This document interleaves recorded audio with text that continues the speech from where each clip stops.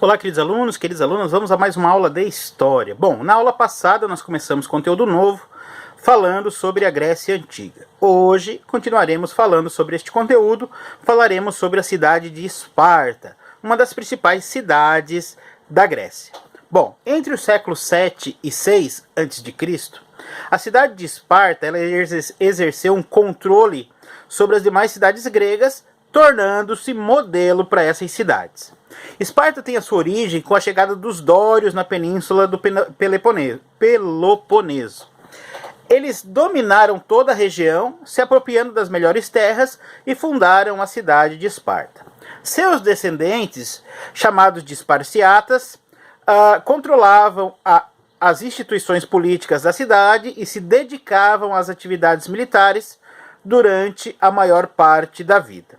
A educação em Esparta era mais rígida do que em outras cidades gregas. Os cidadãos eram submetidos às mais duras provas desde a infância. Aos 7 anos de idade, os meninos espartanos passavam a viver em quartéis. Lá se dedicavam ao exercício militar e se habituavam a suportar a dor, a fome e o frio. Após o período de treinos, os jovens espartanos eram submetidos a um ritual de passagem.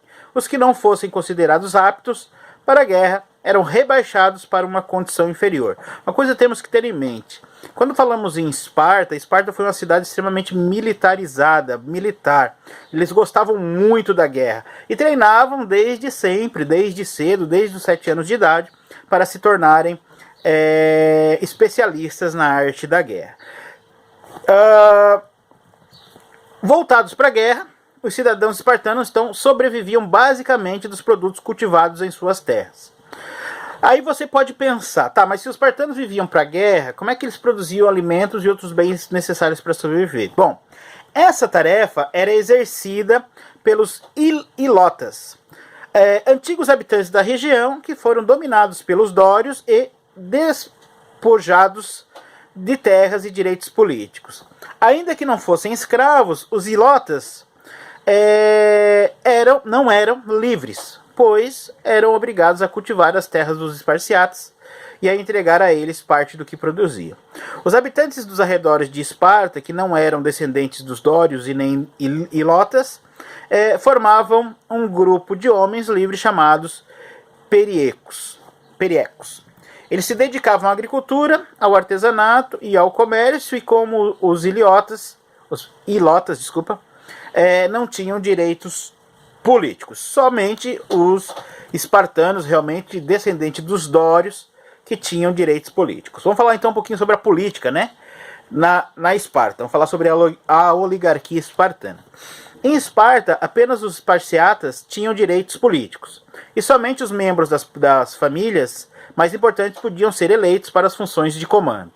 Por isso, o regime político de Esparta é chamado de oligárquico. Oligos, pouco, árquico, governo. Então era um governo de poucos. Esparta, ao contrário de outras cidades gregas que se tornaram democracias, a gente vai falar sobre isso anteriormente, ela preservou a monarquia. Então, na cidade, 2 reis comandavam o exército e cuidavam das tarefas sacerdotais. As leis eram formadas pela gerúsia, um conselho formado pelos 2 reis e por 28 cidadãos acima de 60 anos. Tinha um comitê de 5 cidadãos, o éforos. Eram eleitos todo ano para a Assembleia para supervisionar as atividades políticas e julgar crimes importantes. Os cidadãos maiores de 20 anos podiam participar da Ápela, assembleia que se reunia periodicamente para votar as leis propostas pela gerúsia, mas o poder da Assembleia era limitado. Quem comandava a cidade, de fato, eram os 2 reis e os 28 anciões da gerúsia, que tinham o poder de rejeitar as decisões da Assembleia, caso decidissem que os cidadãos tinham votado de maneira incorreta. Então, sobre Esparta, é isso. Façam atividade, até a próxima aula.